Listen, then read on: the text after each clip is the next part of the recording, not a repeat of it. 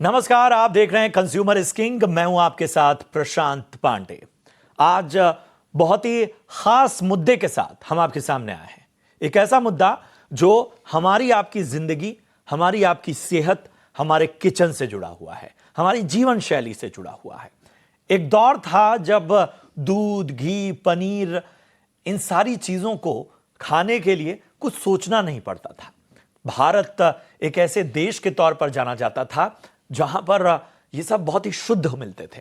कहा जाता था कि आप दूध, दही, घी खाएंगे तो बलवान बनेंगे, आपकी जिंदगी और बेहतर होगी। कई कई बीमारियों में अलग अलग तरीके से दूध, दही, घी काम आते थे। लेकिन अब लगता है उस देसी स्वाद पर, उस देसी एक हमारी सबसे बड़ी कह सकते हैं नेमत पर अब ग्रहण लग गया है। क्योंकि नकली घी के कारोबार और छापेमारी की खबरें आए दिन अब सुनने में आ रही हैं। गुजरात के राजकोट में भी ऐसा ही हुआ है। नकली घी का भंडाफोड़ हुआ है। एक डेयरी से लगभग 6500 किलोग्राम नकली घी जब्त किया गया। नकली घी की कीमत करीब 35 लाख रुपए आंकी गई। ये एक डेयरी की बात है। दरअसल फेस्टिव सीजन जब करीब आते हैं तो इस सीजन में लगातार डिमांड में इस तरह के नकली चीजों को खपाने की कोशिश शुरू हो जाती है और इसकी प्लानिंग बड़ी पहले से होती है। त्योहारी सीजन में नकली घी का कारोबार बढ़ता ही जा रहा है। छत्तीसगढ़ में हमने देखा था कि 7900 लीटर नकली घी जब्त होने की खबर कुछ दिनों पहले आई थी। जयपुर में 800 लीटर, कोटा में 7000 से ज्यादा लीटर नकली घी पकड़ा गया था। और इस साल जनवरी में जोधपुर में 15000 से ज्यादा नकली घी जब्त किया गया था। और अब राजकोट की बात भी हमने बताई। रोजाना की खाने पीने की चीजों में मिलावट करना अब आम हो गया है। लगता है कोई डर नहीं है। व्यापारी ज्यादा मुनाफा कमाने के चक्कर में तेल, चीनी, दूध, मसाले और अब घी में भी धड़ल्ले से खतरनाक केमिकल्स मिला रहे हैं। घी ही क्यों, पनीर के बारे में भी यही कहा जा रहा है। 90% सैंपल्स जो हैं वो पनीर के, ब्रांड, नॉन ब्रांड सब मिला के, पिछले दिनों खबर आई थी कि सब नकली पाए गए। इन चीजों के सेवन से आपकी सेहत तो खराब होती है, मार्केट सेंटीमेंट भी खराब होता है और इसके कई बार ऐसा होता है कि कैंसर तक के जानलेवा बीमारियां आपके शरीर में आ जाती हैं। आज इसी सब पर हम खास चर्चा करेंगे, पूरी तरह से कंज्यूमर पर फोकस करते हुए इस चर्चा को आगे बढ़ाएंगे। मैं परिचय करा दूं, हमारे साथ आज जाने माने कंज्यूमर राइट एक्सपर्ट बेजॉन मिश्रा साहब जुड़ चुके हैं। बेजॉन सर, बहुत बहुत स्वागत आपका। हमारे साथ president dairy association of India RS Sodhi साहब भी इस चर्चा में शामिल हो रहे हैं। सोढ़ी साहब, आपका भी बहुत बहुत शुक्रिया। सबसे पहले बेजॉन सर, मैं आपके पास आना चाहूंगा। जिम्मेदारी किसकी तय की जाए? मतलब मुझे तो लगता है कि ये जो गुड मैन्युफैक्चरिंग प्रैक्टिसेस की बात की जा रही थी, ये सब सिद्धांतों में है, प्रैक्टिकल में कुछ भारत में नहीं हो रहा है। और सैंपलिंग, बाकी चीजों के मोर्चे पर आप पहले भी आवाज उठाते रहे हैं कि कहीं से भी देखा जाए तो इतनी अथॉरिटीज, इतना समय आगे बढ़ चुका है, इतनी तकनीक आ चुकी है, लेकिन नतीजा वही, त्योहार आते नहीं है कि नकली घी का कारोबार, नकली दूध का कारोबार, नकली फूड आइटम्स, पनीर, हर चीज जो है वो नकली मिल रही है। जी प्रशांत जी, आप बिल्कुल सही कहे हैं कि इतना तंत्र सक्रिय रूप लेते हुए भी हम लोगों को इस ढंग के एडल्ट्रेशन को लेकर, मिलावट को लेकर जूझना पड़ रहा है आज भी। मेरा केवल एक ही कहना है कि जब फूड सेफ्टी अथॉरिटी बना, जब ये कानून आया food safety and standards act 2006 में, हम लोग का केवल एक ही लक्ष्य था कि आम लोगों को होलसम फूड मिले, जो न्यूट्रिशियस हो, जो उसके सेहत के लिए सही हो, और उसको किस ढंग से हम लोग एक मानक देते हुए उनको पहुंचा सके। तो मानक तो है हर चीज के लिए, फूड सेफ्टी अथॉरिटी ने मानक बना दिया है। मैन्युफैक्चरिंग भी सही ढंग से हो रहा है, जिस ढंग से होनी चाहिए। लेकिन जो सर्वेलेंस होनी चाहिए, जिस ढंग से मतलब सप्लाई चेन में एक नियंत्रण लाना चाहिए, वो कहीं ना कहीं हम लोग चूक जा रहे हैं, जिसके चलते इस ढंग के मिलावट सामान आ जा रहा है सप्लाई चेन में और उसके लिए रेड भी हो रही है। मेरा केवल इतना ही कहना है, जैसे गुजरात का जो FDA है वो one of the India's best food regulator है स्टेट में, गुजरात हम लोग के लिए एक एग्जाम्पल है, और उन्होंने ऑलवेज इस ढंग से काम किया है कि मिलावटी सामानों को कैसे हम सप्लाई चेन से निकाल सके, नंबर 1, और उन पे हम लोग एक्शन ले सके। तो अभी तो रेड हुआ है, तो हम केवल एक ही चीज आपके माध्यम से आपके दर्शकों को ये कहना चाहेंगे कि हम लोग सब इस मतलब इंफॉर्मेशन से अवगत होना चाहते हैं कि रेड के बाद क्या हुआ। यू सी, रेड के बाद क्या हुआ वो इंफॉर्मेशन हम लोग तक नहीं पहुंचता है लेकिन रेड हो जाता है, पकड़ा जाते हैं, सीज हो जाता है प्रोडक्ट्स, फिर उस प्रोडक्ट जो सीज हुआ है उसको लेके क्या होता है, और जिसने ये मिलावट किया जो क्रिमिनल है उस पर क्या एक्शन लिया गया है, क्योंकि जो स्टेट फूड रेगुलेटर है, जो फूड कमिश्नर है, लॉ में प्रावधान है 10 लाख तक का वो जुर्माना ले सकते हैं तुरंत, इमीडिएट। और उनके जो फूड ऑफिसर्स हैं वो लोग सब ट्रेंड हैं इस सब चीजों में, तो उनका एविडेंस, उसका जो रूपरेखा है एविडेंस का, वो सब सही है, तो कोई भी उसको चैलेंज नहीं कर सकता है। तो हम केवल इतना ही जानना चाहेंगे आपके माध्यम से कि अब रेड तो हो गया, रेड के बाद क्या हो रहा है, क्योंकि जब तक आप एक स्ट्रिंजेंट एक्शन नहीं लेंगे, एक स्ट्रिक्ट एक्शन नहीं लेंगे इस क्रिमिनल्स के अगेंस्ट में, और केवल 10 लाख नहीं, उनके ऊपर करोड़ों का फाइन होनी चाहिए, इनफैक्ट इंक्लूडिंग इम्प्रिजनमेंट, और वो नॉन बेलेबल एंड इमीडिएटली होनी चाहिए, ताकि एक मतलब मैसेज चले जाए मार्केट में कि आप यदि करोगे तो आप बुरी तरह फंस जाओगे और आगे आप व्यापार नहीं कर पाओगे।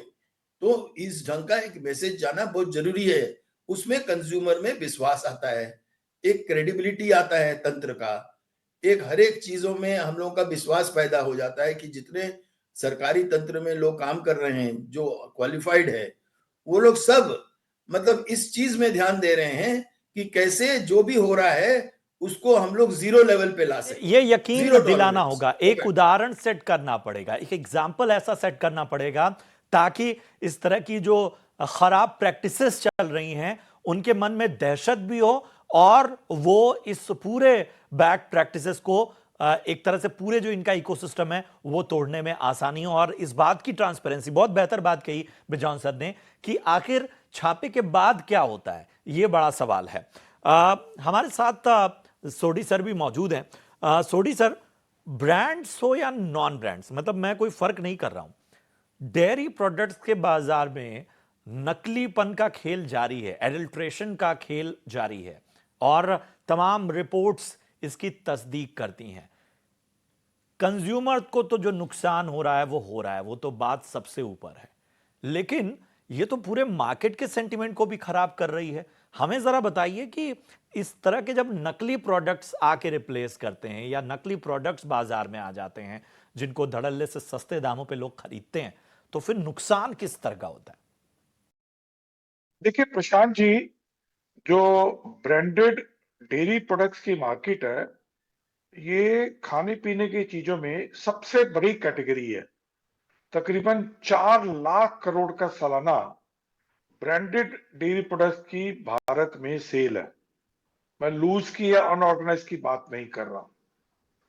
और ये जो प्रोडक्ट होते हैं डेयरी प्रोडक्ट, ये हर एज ग्रुप के, इनकम सेगमेंट के, और भारत में हर ज्योग्राफी, चाहे शहर हो चाहे गांव हो, चाहे अमीर है चाहे गरीब है, हर व्यक्ति इसकी खपत करता है।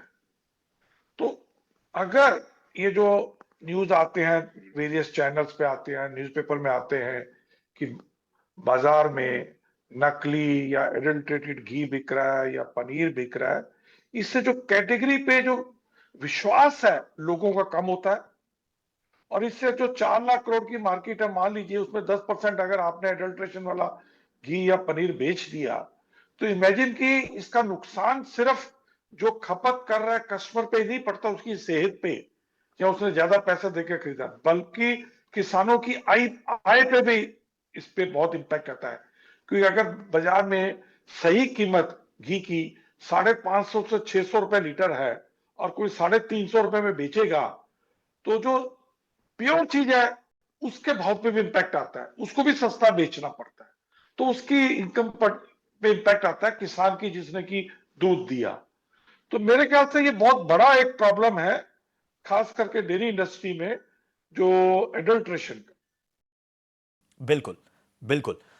ये अहम बात है और इसको थोड़ा सा समझना होगा। बेजान सर, हमें ये बताइए कि ये जो सैंपलिंग और बाकी चीज़ों की प्रक्रिया होती है, मेरे ख्याल से ये रेगुलर प्रैक्टिस होती होगी, जहाँ तक मैं जानता हूँ कि त्योहारों से पहले या रेगुलर भी फसाई का जो काम है उन सब में, क्या राज्य स्तर पर, मतलब हम मैंने उदाहरण जो अभी थोड़ी देर पहले दिए, जो खबरें बताई, राजकोट, जयपुर, छत्तीसगढ़, इन सब जगहों की, मतलब इसका मतलब है कि स्टेट लेवल पे कहीं ना कहीं कोई हिला हवाली हो रही है, या तो पर्याप्त एक्सपर्ट लोग नहीं है जो सैंपल का को इकट्ठा कर रहे हैं, या इस पूरे एग्जीक्यूशन में कुछ ना कुछ ऐसा है जिसमें कॉम्प्रोमाइज चीजें हो रही हैं।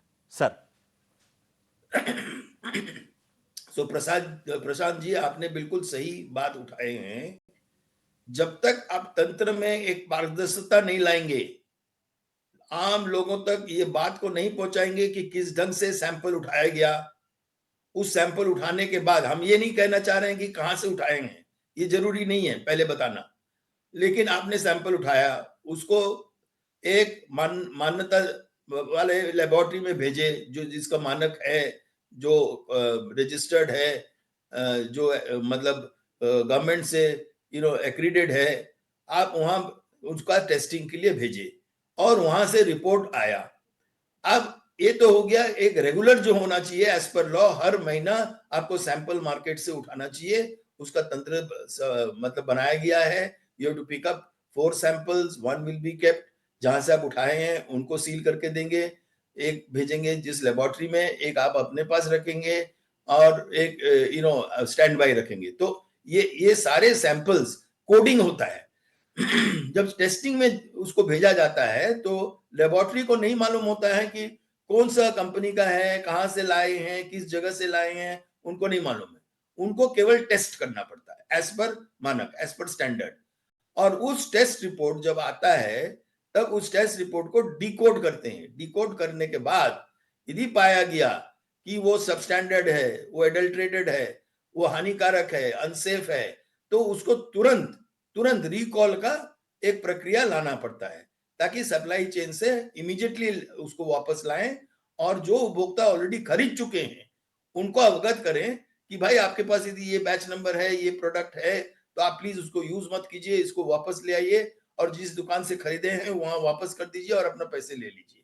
ये है तंत्र जो आपको हम समझाएं। लेकिन अक्सर ये देखा जा रहा है ये होता नहीं है, जिसके चलते जो चोर लोग हैं, जो क्रिमिनल्स हैं, वो लोग निकल जा रहे हैं। उनके पास एक हौसला बढ़ जा रहा है कि हम कुछ भी कर लें, हम फंसेंगे नहीं, हम निकल जाएंगे। और ये जो रेड होता है, वो रेड इसलिए होता है क्योंकि कई टाइम इंफॉर्मेशन आते हैं, पब्लिक से इंफॉर्मेशन आते हैं, फील्ड इंस्पेक्टर से आते हैं, और जब ये इंफॉर्मेशन आता है, उस इंफॉर्मेशन के तहत ये लोग रेड कंडक्ट करता है, अगेन एज पर नॉर्म जो लिखा गया है कि इस ढंग से आप रेड करेंगे, इसमें कोई पक्षता नहीं होगा, कोई बायसनेस नहीं होगा, कोई मोटिवेशन नहीं होगा, ये आपको खुलासा करना चाहिए।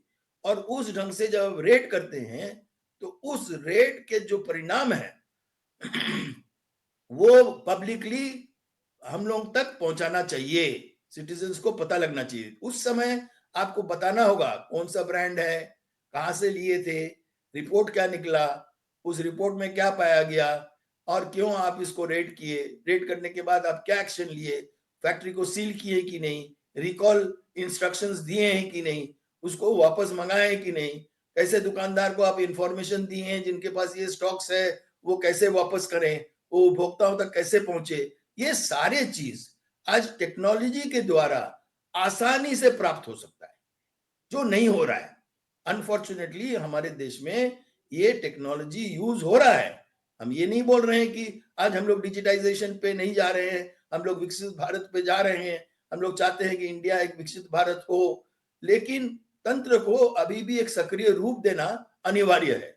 जो सही नहीं कहा हो रहा आपने। है, किसी कारण नहीं हो रहा है, रेगुलेटरी और उसका रूट अथॉरिटी कॉज पर ये समझकर प्रश्न उन लोगों को लगातार टैकल उठते करना हैं, चाहिए। ये प्रश्न उठना लाजमी है, क्योंकि जो आपका कोर काम है उसमें अगर इस तरह की स्थितियां राज्यवार आ रही हैं, और साइज छोटा मोटा नहीं है, साइज बड़ा है, और इतने बड़े पैमाने पर अगर किसी एक छोटे से शहर, किसी इलाके में ये बात सामने आ रही है, तो इसका अंदाजा लगाना बहुत मुश्किल नहीं है कि पूरे भारत में और भारत के अलग अलग इलाकों में जहां पर शायद फसाई या रेगुलेटरी अथॉरिटी नहीं भी पहुंच सकती, वहां पर क्या हो रहा होगा। और सोचिए कितना बड़ा कारोबार फल फूल रहा है। ऑफर्स के नाम पे, सस्ते दाम के नाम पे क्या कुछ बेचा जा रहा है, आपको कौन सा जहर आपके किचन में आ रहा है, ये आपको अब समझना होगा और जिम्मेदारी तय करनी होगी। यहां रुकेंगे एक छोटे से ब्रेक के लिए। ब्रेक के उस पार भी इस चर्चा को जारी रखेंगे।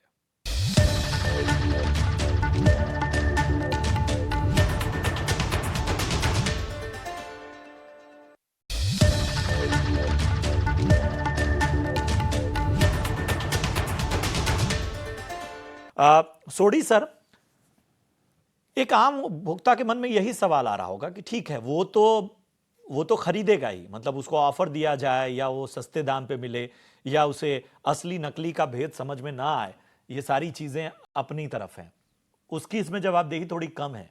लेकिन आखिर नकली घी, पनीर और फूड एडल्ट्रेशन को रोक पाने में चुनौती कहां से आ रही है, कहां मुश्किलें हो रही हैं, और आप हमें रिकमेंडेशन भी दीजिए, चूंकि आप बहुत कोर जुड़े हुए हैं। आप बताइए कि इन डेयरी प्रोडक्ट्स को खास तौर पे अगर बेहतर इनका इकोसिस्टम बनाना है तो आपके रिकमेंडेशंस क्या हैं? देखिए, ये जो चुनौतियां हैं, ये तीन तीन लेवल पे हैं। सबसे पहले तो नो डाउट रेगुलेटरी अथॉरिटीज पे भी है कि उनको इसको स्ट्रिक्टली एनफोर्स करना चाहिए।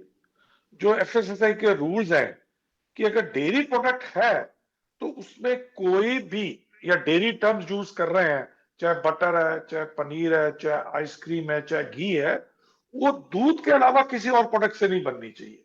उसमें जो फैट है वो डेयरी फैट ही होना चाहिए, उसमें जो प्रोटीन है वो डेयरी प्रोटीन होना चाहिए। अब घी हो, पनीर हो, इसमें एक ही इंग्रेडिएंट होता है, मिल्क। अगर आप वेजिटेबल ऑयल यूज कर रहे हैं, स्टार्च यूज कर रहे हैं, तो नेचुरली ये डेयरी प्रोडक्ट नहीं कह सकते। दूसरा है कि रेगुलेटरी अथॉरिटीज को इसको स्ट्रिक्टली स्टैंडर्ड्स को एनफोर्स करना पड़ेगा, उनकी लेबोरेटरीज को इक्विप करना पड़ेगा। अब घी है, जैसे घी के लिए पहले आरएम और बीआर टेस्टिंग होती थी, तो लोगों ने उसका भी जो तोड़ निकाल दिया, कुछ केमिकल लगा के उसका वो उसी बीआर रीडिंग और आरएम रीडिंग ले आते हैं। पर अगर आप गैस क्रोमेटोग्राफी टेस्ट और स्पेक्ट्रोग्राफी के टेस्ट करेंगे तो ये फैटी एसिड प्रोफाइल से आप चेक कर सकते हो कि घी में एडल्ट्रेशन है कि नहीं। तो मेरे ख्याल से इन जो मॉडर्न मेथड ऑफ टेस्टिंग है, इसको अडॉप्ट करना चाहिए। दूसरा, पनीर में अब लूज पनीर क्यों अलाउ करते हो? अब जब तेल, एडिबल ऑयल आप पैकिंग के अलावा नहीं बेच सकते, तो लूज पनीर बेचने मत दीजिए, क्योंकि जितना भी एडल्ट्रेटेड पनीर बिकता है, आप होटल रेस्टोरेंट में जाके खाते हैं, वो सब लूज पनीर है, तो उसको बंद करना चाहिए। और कोई जो पकड़े जाए उसको फाइनेंशियल पेनल्टी ज्यादा होनी चाहिए। दूसरा, मैं इसका रिस्पॉन्सिबिलिटी मानूंगा इंडस्ट्री के ऊपर भी, जो डेयरी कंपनीज है। कुछ लोग क्या करते हैं कि ज्यादा प्रॉफिटेबिलिटी के चक्कर में कि मेरा कंपटीशन लूज पनीर से हो रहा है या एडल्ट्रेटेड पनीर से हो रहा है, तो मैं भी पनीर तेल वाला लॉन्च कर दूं, चलो पैकिंग में नहीं बेचूंगा, लूज बेचूंगा। और तीसरा सबसे बड़ा मेरे ख्याल से जो रिस्पॉन्सिबिलिटी है वो कस्टमर की है। देखिए, आज तक मुझे मालूम है कि घी का रेट सारे लोग 550-600 रुपए लीटर में बेच रहे हैं, और मैं देख रहा हूं कि 350 रुपए लीटर में 1 लीटर पनीर बिक रहा है ऑनलाइन पे या छोटी छोटी दुकानों पे, और मैं सोचता हूं चलो मैं इसको ले जाता हूं। वो भी गलत है। और रेगुलेटरी अथॉरिटीज को भी करना चाहिए, देखिए सैंपलिंग लेनी चाहिए। मैंने ये देखा, पहले जो ये एडल्ट्रेटेड घी होता था छोटे शहरों में, छोटी दुकानों में बिकता था, पर अभी मैंने देखा है सबसे ज्यादा एडल्ट्रेटेड घी अभी बिक रहा है ऑनलाइन। आप किसी भी ऑनलाइन साइट पे जाएंगे ना, जो आप जितनी भी मशहूर साइट आप कोई भी खोल लीजिए, आप देखेंगे 350 रुपए लीटर घी है उस पे, और वो सारे एडल्ट्रेटेड है, और उसका सैंपलिंग भी कोई प्रॉब्लम नहीं है। एफएसएसआई वाले घर बैठे उसका सैंपल मंगवा सकते हैं, आपको बाजार में भी जाने की जरूरत नहीं है। तो ये थोड़ा सा एनफोर्समेंट की जरूरत है, कस्टमर अवेयरनेस की जरूरत है, और कस्टमर को भी लालच नहीं करना चाहिए, और इंडस्ट्री को भी इसके पीछे जो भी उनके मेंबर्स हैं उनको अवेयर कराना चाहिए। ठीक है। मैं आपसे जानना चाह रहा था बिजॉन सर कि उपभोक्ताओं के स्तर पे क्या किया जाना चाहिए इस तरह की, मतलब एक अवेयरनेस तो है तभी तो इस तरह की मामले सामने आ रहे हैं, लेकिन क्या नियम हैं, क्या स्थितियां हैं जो कहीं ना कहीं उपभोक्ताओं के हाथ मजबूत करती हैं? नहीं, उपभोक्ता के पास कानूनी एक रूप है जो इंस्पेक्टर के पास भी है। They are equal. एक उपभोक्ता भी इंस्पेक्टर है हमारे देश में कानूनी रूप से, और उस उपभोक्ताओं को ये जरूर बताना चाहिए, जैसे हम कोई भी खाद्य पदार्थ खरीदे और उससे हमारा कोई एडवर्स रिएक्शन हुआ, हमें उल्टी आई या उसका स्वाद सही नहीं था या उसका, वो तुरंत फीडबैक देना चाहिए। किसी फूड कमिश्नर को ये इंफॉर्मेशन तुरंत उनके पास ईमेल में भेज देना चाहिए कि हमने ये बैच नंबर खरीदे हैं, इस बैच में हमको इस ढंग का टेस्ट आ रहा है, जो हमको लगता है वो सही नहीं है क्योंकि हम इस ब्रांड को रेगुलरली खरीदते हैं और इस ब्रांड में नकली सामान हमारे तक पहुंचा है, आप इसका प्लीज जांच कीजिए। तो आपका इंफॉर्मेशन जैसे आप देते हो तो वो एक अनिवार्य रूप से जिम्मेदारी हो जाता है फूड कमिश्नर का, स्टेट का, कि वो तुरंत उसका इंस्पेक्टर को भेज के उस सैंपल को 100% सील करके आपसे ले लें लिखित रूप से। ये बहुत जरूरी है। और उसका टेस्टिंग कराने के बाद उसका रिपोर्ट भी उपभोक्ताओं को देना चाहिए। आज ये देखा गया है, इवन दो हम लोग उपभोक्ताओं को काफी सशक्तिकरण किए हैं, वो जाकर मुआवजा मांग सकते हैं, वो जाकर शिकायत कर सकते हैं कानूनी रूप से, लेकिन उनके पास साधन नहीं है। आम आपने उपभोक्ता कही के है, पास साधन कहाँ बिल्कुल। है? वो कौन शायद से ये वकील इस के पास फ्रंट पे काम जाएगा? करने की आवश्यकता है। मेरे पास समय कम है। सोडी सर, ग्राहक के पास तो रॉ पनीर, दूध, ये सारी चीजें आ रही हैं, वो ऑनलाइन हो ऑफलाइन है। ऐसे में हम कंज्यूमर होने के नाते, जैसा मैंने बिजॉन सर से उनके राइट्स के बारे में बात की, होने के नाते हम कैसे पता लगाएं? देखिए, सबसे पहली बात तो कस्टमर को ये देखना कि अगर मैं घी और पनीर खरीद रहा हूं, ये किसी रेपुटेड ब्रांड का होना चाहिए, ना कि अननोन ब्रांड अननोन जगह से, और प्राइस देख के खरीदे। मेरा मानना है कि जितने भी रेपुटेड इंडिया में ब्रांड्स हैं, और मैं नहीं कहता हूं कि 2-4 ब्रांड है, हंड्रेड्स ऑफ ब्रांड्स आते हैं जो कि नोन ब्रांड है, चाहे वो कॉर्पोरेटिव के हो चाहे प्राइवेट सेक्टर। पहली बात तो वही खरीदना चाहिए। दूसरा, पैक्ड फॉर्म में खरीदना चाहिए, लूज पनीर कभी मत खरीदिए, वो होना चाहिए। और चौथा कि आपको ये देखना है कि उसका रियलिस्टिक प्राइस है कि नहीं। 600 रुपए लीटर की, 550 रुपए लीटर की चीज अगर कोई 300 350 में बेच रहा है तो कैसे बेचेगा? तो डेफिनेटली उसमें आपको डाउट होना चाहिए। बिल्कुल। तो ये तमाम बातें हैं जिसको कहीं ना कहीं हमें देखना होगा। मैं अपने तमाम जो गेस्ट हैं उनका बहुत बहुत शुक्रिया अदा करना चाहता हूं। बिजान सर, बहुत बहुत धन्यवाद आपका इस चर्चा में जुड़ने के लिए। इसके साथ ही हमारे साथ सोडी साहब जुड़े, उनका भी बहुत बहुत धन्यवाद इस चर्चा में जुड़ने के लिए। उम्मीद यही करते हैं कि हम एक ऐसी दुनिया बनाएं जब जहां पर टेक्नोलॉजी और बाकी चीज़ों का पूरा सहारा है हमारे पास, वहां एक बेहतर तरीके से चीज़ें हो पाएं।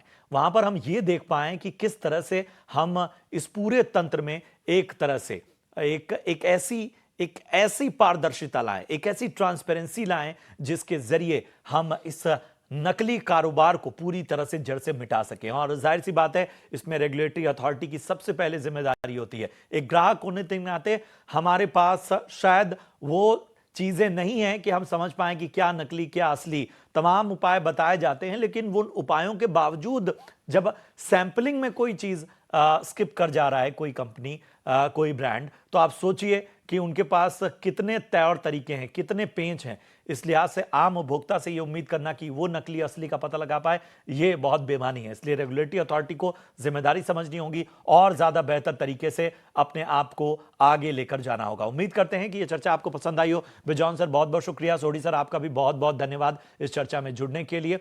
देखते रहिए ईटी नाउ स्वदेश। उम्मीद करते हैं कि आज की चर्चा आपको पसंद आई हो। नमस्कार।